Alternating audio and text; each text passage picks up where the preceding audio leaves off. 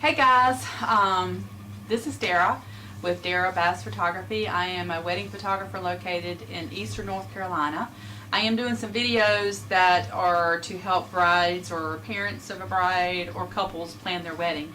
I've done some previous videos to let you know when you need to do some things, when is it, what are the first things you need to be doing once you're engaged. I've also gave a video describing how to pick the perfect venue. What do you need to know? What do you need to ask to be able to make sure you've made the proper decisions? Well, this topic today is something very near and dear to my heart, and it is picking your photographer. Usually the first contact I have with the bride is an email. And in that email, that bride will say, hey, my name is Jane Doe. I'm getting married next fall, and I want to know how much your prices are. Okay. Then I have to email her back, and I'll say, hey, Jane, thanks for talking to me, but I need some information. So then she has to email that information back. Then I email her back again. So let's just get it right from the beginning.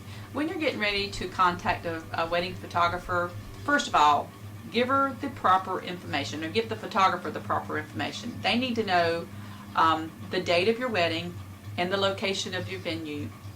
And also, it's nice to know, it's not necessary, but it's nice to know what you're interested in. Are you interested in the full wedding experience? You want the engagements, you want the bridal session, you want a full day coverage, you're wanting portraits, you're wanting an album. Let them know some of the products that you're interested in, and to make sure that the photographer even offers it. It will really cut down a lot of your research and a lot of your busy work if you'll go ahead and give that photographer all that information and ask those questions, and then that photographer can answer you back with the proper quote. If it's an out-of-town photographer, then he's going to have travel fees. So if you go ahead and let him know where your venue is, then he can go ahead and calculate how much the travel fees are going to be. If he does not provide albums, or if he does not provide portraits, he can go ahead and tell you, I don't do those things. So that's something that you need to consider. You may have to go to another photographer for that. So go ahead and ask those questions up front, so you can go ahead and either check that photographer off your list, or you could put that photographer in the running of a potential photographer for your wedding. Things you need to do once you've made that contact with that photographer, you've got some information from he's available or she's available, and the prices are in the range, or close to the range that you're looking for. There are some things that you need to consider before you hire your photographer. First off, I would never suggest that you only make one contact with the photographer. I highly suggest that you interview and seek out several photographers, so you'll have a choice, so you'll get the best match for you.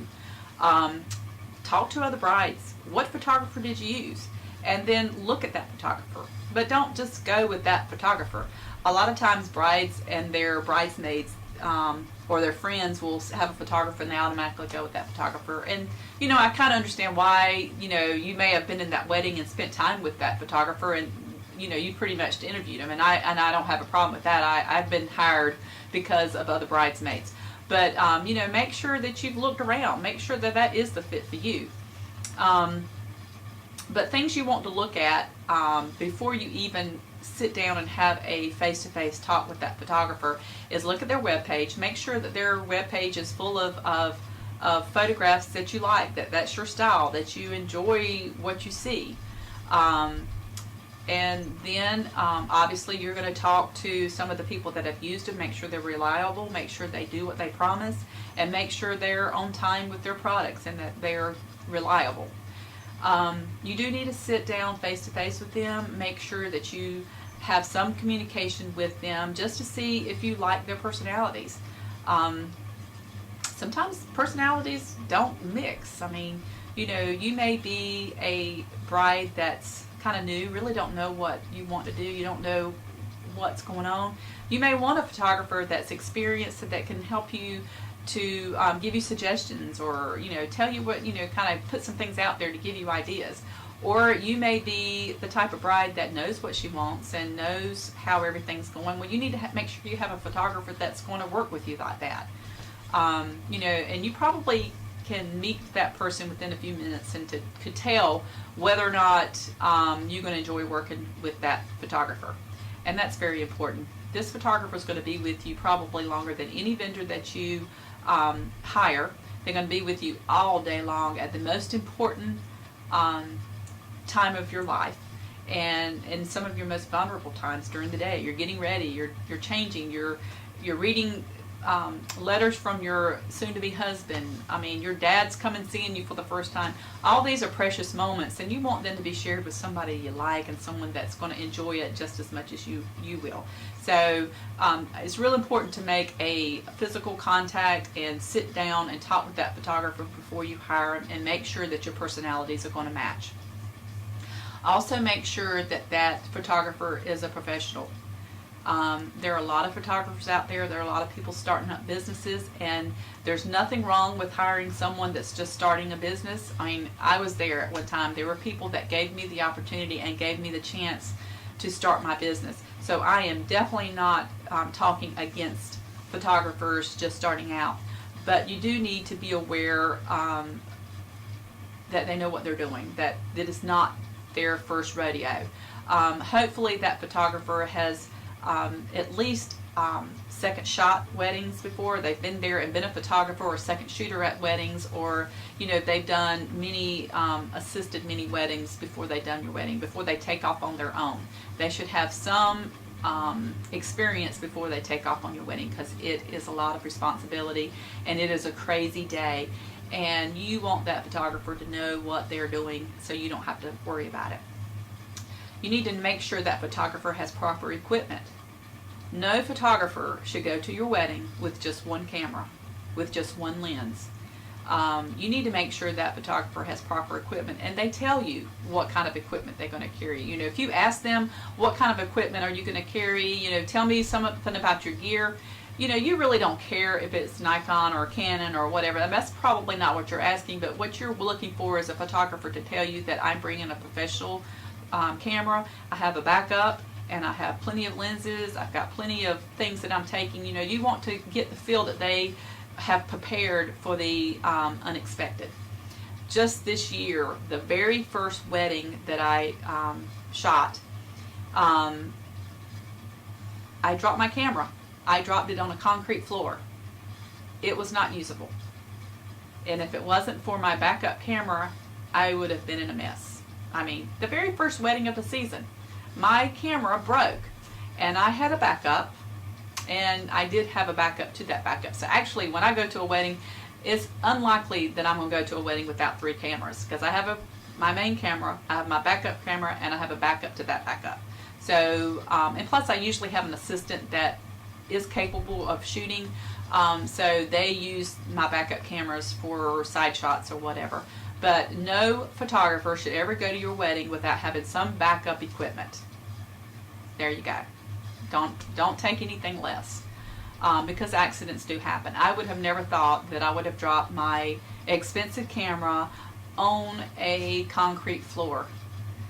And what amazes me even more is that I didn't have a meltdown when I dropped that camera on that floor. I just took it off my holster, put it in my bag, grabbed another camera, and went on. And the people looked at me like, "What?" I couldn't do anything about it. I had my backup. I had a job to do. This is what you want. You want a professional photographer that can handle the unexpected, that can handle problems. A new photographer may not have been able to handle that. Also, when you are using a photographer that is new to the business, they may not be familiar with flash. The good portion of the venues that I work at are very dark when it comes to the reception. And if I didn't have a flash, I wouldn't be able to take any of your pictures. Even the churches sometimes are so dark that it's like black holes. You can't even see the bride come down the aisle. And if you don't have a flash, you can't take the picture. So make sure that your photographer can use flash and knows how to use flash. Some of your photographers are advertised as a natural light photographer. Well, that doesn't necessarily mean that they can't use flash. So don't write them off just because they're natural light photographers. Question them, ask them. A professional natural light photographer a lot of times will use flash if they need to. It's usually that they don't prefer the external lighting. They prefer natural lighting. That's why they call themselves a natural lighter. But that's not always the case. Sometimes they don't know how to use flash, and that's why they call themselves a natural light photographer. But question that. Don't write them off. Question them. Hey, you know, I see that you're a natural light photographer. Can you use flash if you need to? Find that out. If they can't, you know, unless you're in a venue that's going to be outside and you're going to have plenty of daylight, then I probably would not use that photographer. Okay. Think about what they have to give you. If you have a photographer that does not do portraits, or that do not have products like albums and things, you know, if that's something that you want, you need to think about it. You may not want it up front. You may not have the money to get an album right off the bat or have it included in your package, but you may want it down the line. So that's something you need to think about. I have seen brides, and I know of I have seen photographers and know of photographers that they don't do albums, they don't do portraits.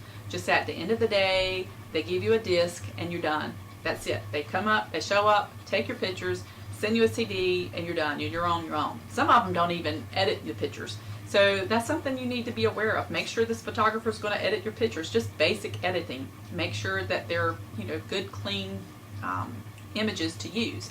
Make sure that if you're thinking that you may want some product, you know, don't completely cut it out. That may be something that you want for Christmas or whatever, and just ask them and say, hey, I can't afford an album right now, but is that something that I might can come back to later, or something I might can add on closer to the wedding date? You may get money for a wedding gift, and that might be something you may want to add later down the road. Just see if that's a possibility. So if you have a photographer that does not provide that, that might be something that you need to think about looking elsewhere for your photography. Not saying it's necessary. That may be all you can afford, and that may be who you really want, and that's fine. But you know, if they can't provide it, and another photographer can, you may want to look elsewhere for that. I don't think I have anything else to say on that matter. Just that I am a wedding photographer, and I've been shooting for several years now. I've done several weddings, and I have done outside weddings. I've done inside weddings. I have done some crazy things, and it's been fun, and I love it. And you want a photographer that is going to be fun with you.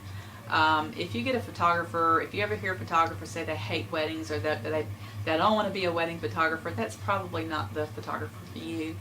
I enjoy everything about it. I enjoy the preparation. Obviously, that's why I'm making these prep films. I love everything about it. I enjoy the excitement of the day. I enjoy seeing the daddy dance with his daughter for the first time. You know, I just love everything about it, and you want someone to enjoy it just as much as you do, and are just as proud of what they're going to present you as you are when you receive it. So be careful when you do your photographer, and don't be so quick to just do the first one that you've interviewed, or the first one your best friend has suggested. Look around and get the one that's right for you. My email should be down below. If you have any questions, any comments, you know, and I don't really care, you know, it doesn't matter what you have to ask. If you have a question, you know, just let me know. If it's something that I can help you out with, I'll be glad to. If you're interested in wedding photography or portrait photography, I do other photography also. I also do newborns. But if you're interested in my services, email me and let me know.